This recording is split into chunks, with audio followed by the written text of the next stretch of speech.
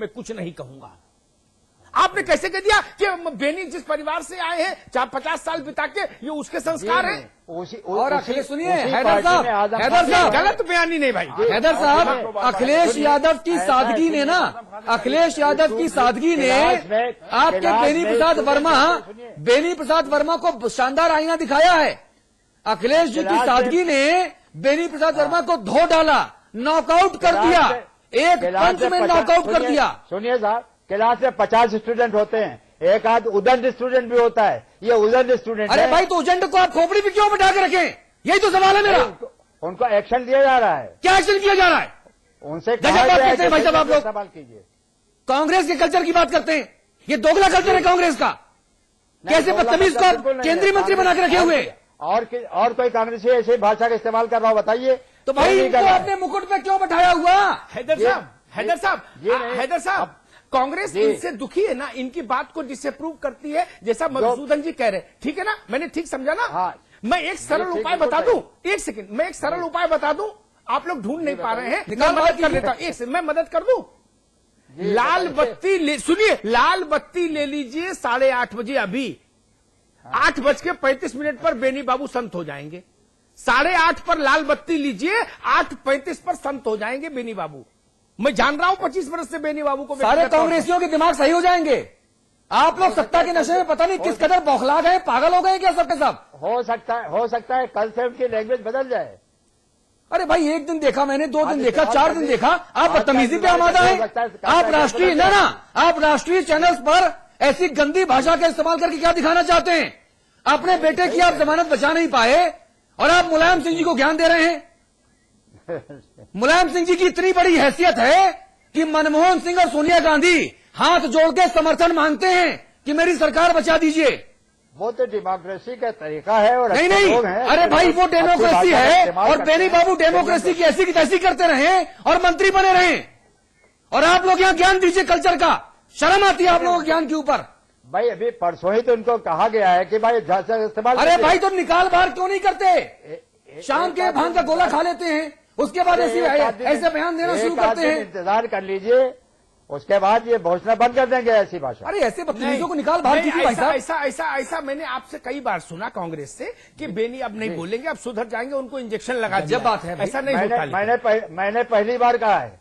आपने कहा होगा, लेकिन बहुत लोग बोल के, जनार्दन द्विवेदी से लेके बहुत लोग बोल चुके हैं। अब भाई साहब, पता नहीं आप दोबारा कहने के लिए यहाँ अवेलेबल हो ना हो, ये भी है। नहीं, बिल्कुल आएंगे हम लोग। बुक्कल नवाब साहब ऐसा कहते हैं कि जुल्म करने वाला तो दोषी है ही, जुल्म सहने वाला भी कम अपराधी नहीं। ये जो ऐसी भाषा का इस्तेमाल कर रहे हैं, आप तमाम जो सपाई हैं वो बड़ा ताल ठोकते घूमते हैं, पहलवानी करते घूमते हैं।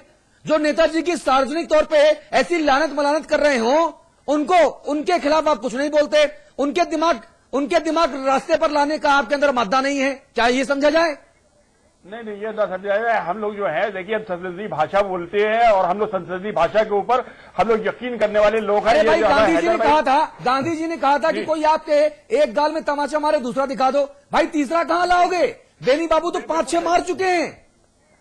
जी हाँ, ये कुछ भी करते रहे। अभी ये हमसे बता रहे थे, अभी ये कह रहे थे कि ये जो है समाज, हैदर भाई अभी कह रहे थे कि ये जो है, ये समाजवादी पार्टी की देन है। इनको ये बताया कि समाजवादी पार्टी का कौन नेता है जो किसी को बुरा कहता है। हम भैया मुख्यमंत्री है, उन्होंने कभी किसी को, इनको बेनी बाबू को बुरा कहा हो, कभी गलत कहा हो।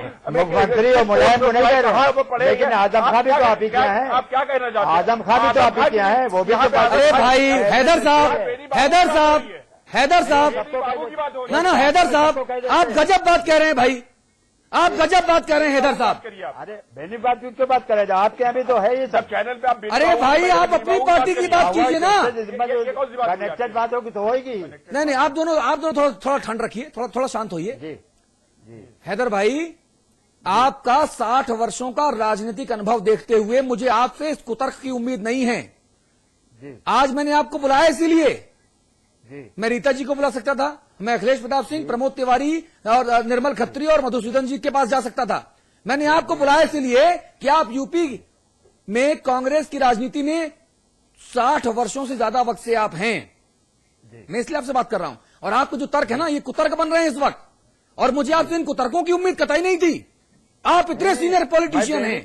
बेनी प्रसाद को अच्छा नहीं कह रहा इस इश्यू पे, उनके बयान को पसंद नहीं कर रहा हूँ। अरे भाई आजम खान क्या करते नहीं करते वो उनके घर का मामला है, अपना घर देख लो ना। बुंदेलखंड का रहने वाला हूं मैं, वहां एक कहावत कही जाती है, सुनिए सुनिए सुनिए कि कहानी आपन टेकना नहीं आ रहे, दूसरों का पल पल झांके। आप बताइए ना, यही काम कर रहे हो आप लोग। लिया उसे, आप गुस्सा हो गए, एक नाम लिया मैंने तो आप गुस्सा हो गए। गुस्से की क्या बात है, हमारे यहाँ बेनी है, आपके आदम है, तो मैं उसको अच्छा नहीं कह रहा हूँ।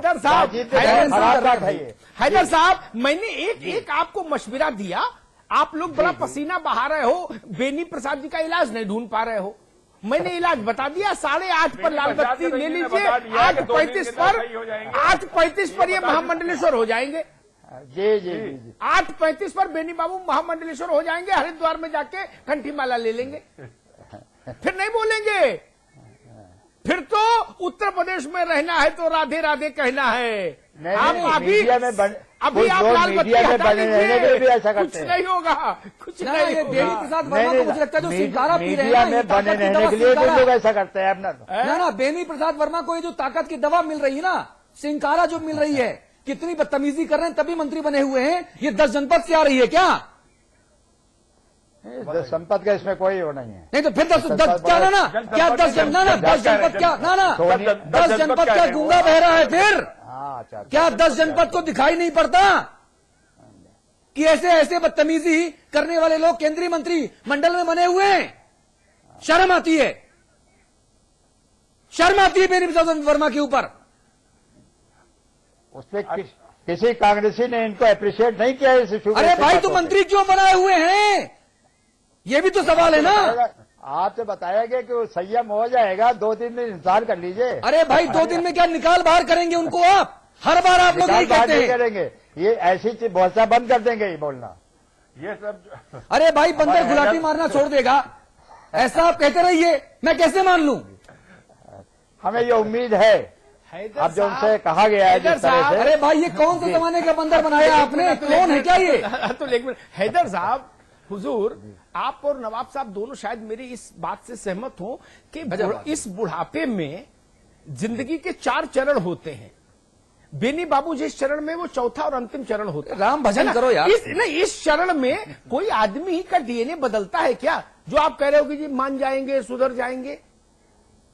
अब इस बुढ़ापे में अगर आप उनसे ये उम्मीद कर रहे हो तो फिर मैं आपकी जरूरत से ज्यादा और जो आशावादिता है उसको सलाम करके पीछे हट जाऊंगा। ये ठीक आप सोच रहे हो कि 82 साल का आदमी अब सुधर जाएंगे?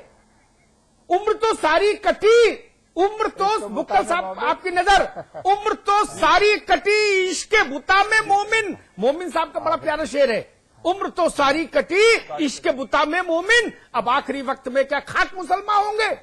लेकिन आखिरी वक्त में बहुत मुसलमान भाई नहीं, आप ये जुल्म कर रहे हो, ये जुल्म कर रहे हैं ना। अब बेनी जी सुधर जाए ना। बहुत से लोग कलमा पढ़ के मुसलमान आखिर बंदे हो जाते हैं। नहीं। सूरज पश्चिम से उग सकता है।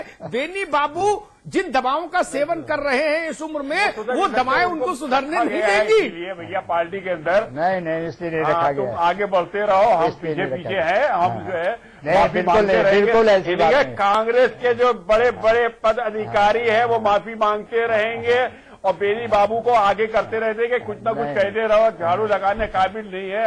एक डिफेंस मिनिस्टर है सेंटर के अंदर, उसके लिए। अरे भाई अभी सपा समर्थन वापस ले लेगी ना, वो भाषा कोई पसंद नहीं। सुनिए हैदर साहब, अगर अभी सपा समर्थन वापस ले लेगी तो फिर मैं पूछूंगा कि कौन झाड़ू लगाने के लायक है और कौन नहीं है। जरा दिमाग पे ठंडक पहुंचाइए इनके, बेनी प्रसाद के। ऐसे सेकुलर पार्टी सपा भी है और कांग्रेस भी है, इसलिए अलग नहीं होगी वो।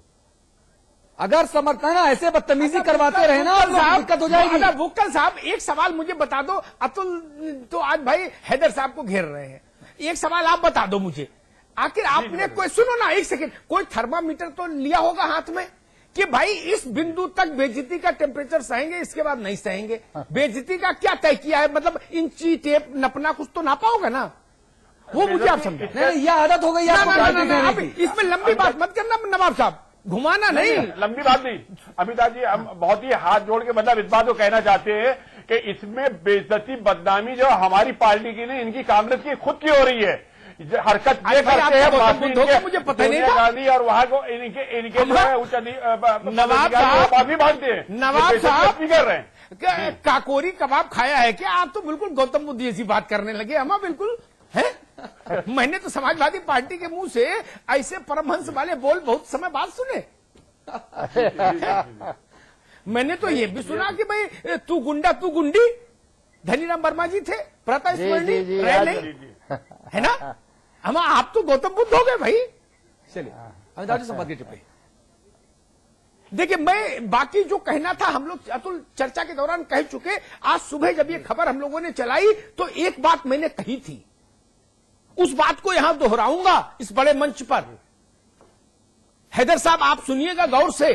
जी जी, कांग्रेस के कल्चर को आप जितना नहीं लेकिन थोड़ा बहुत जानता हूं, क्योंकि 25 बरस एक पत्रकार के नाते मैंने देखा है सत्ता को नजदीक से। कांग्रेस सही बात, सही। कांग्रेस में पत्ता नहीं हिल सकता, पत्ता नहीं हिल सकता, चाहे इंदिरा जी का 1 अकबर रोड का कोठी हो और चाहे सोनिया जी की 10 जनपद की कोठी हो। जो गलत फहमी फैला रहे हैं वो झूठ बोल रहे हैं कि लोकतंत्र है, फला तंत्र है, कुछ नहीं।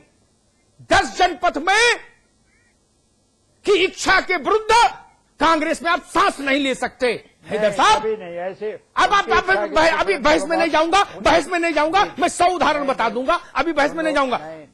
अगर मैं कोई मुझे ये बताने की कोशिश करेगा कि बेनी अपने मन से गाली दे रहे हैं मुलायम सिंह को और मंत्रिमंडल में बने हुए हैं, तो मैं ये झूठ नहीं मानूंगा, ये झूठ स्वीकार नहीं करूंगा। माफ करिएगा, मैंने सुबह भी कहा था, आप देश में कहीं झूठ बोलिए, मुझे ये स्वीकार नहीं। ये कहीं से गाइडेंस हो रहा है, ये स्वीकार नहीं। बेनी प्रसाद वर्मा अपने जीवन में कभी इतने पराक्रमी नहीं रहे जितने 82 साल में दिख रहे हैं।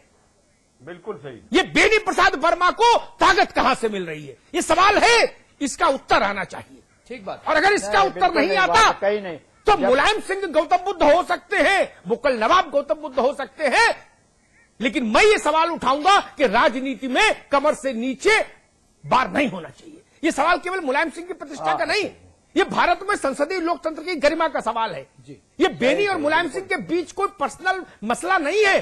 पर्सनल मसला होता मैं चर्चा नहीं करता, बाराबंकी में जाके कुश्ती लड़ते तो चर्चा नहीं करता, और बेनी सेफई में आके मुलायम सिंह से कुश्ती लड़ते तो चर्चा नहीं करता। ठीक बात है। ये भारत के लोकतंत्र का मसला है, ये भारत के संसदीय लोकतंत्र का चेहरा खराब करने का मसला है। ये कांग्रेस और सपा का इंटरनल फ्रेंडली मैच नहीं है जी कि हम समर्थन दे रहे हैं, हम समर्थन ले रहे हैं, तू रामकृष्ण परमहंस, मैं गौतम बुद्ध, ये नहीं चलेगा।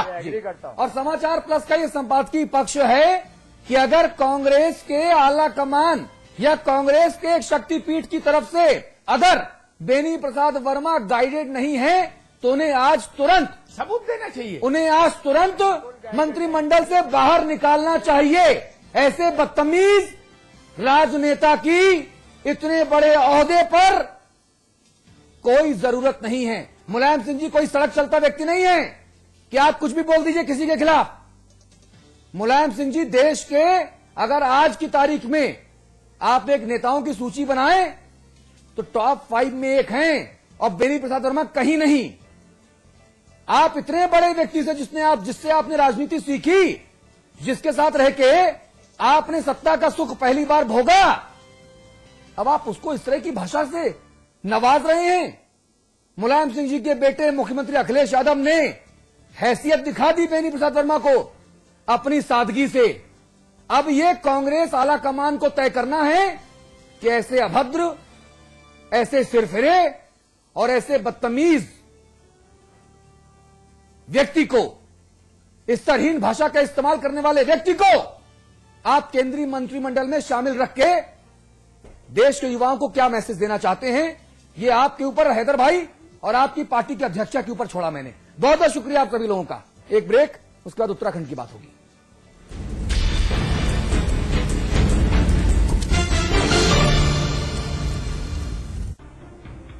उत्तराखंड में आई दैवीय आपदा में उत्तराखंड वासियों ने फंसे हुए यात्रियों की सेवा व मदद करके देश के साथ साथ विदेशों में भी उत्तराखंड का सर गर्व से ऊंचा कर दिया है।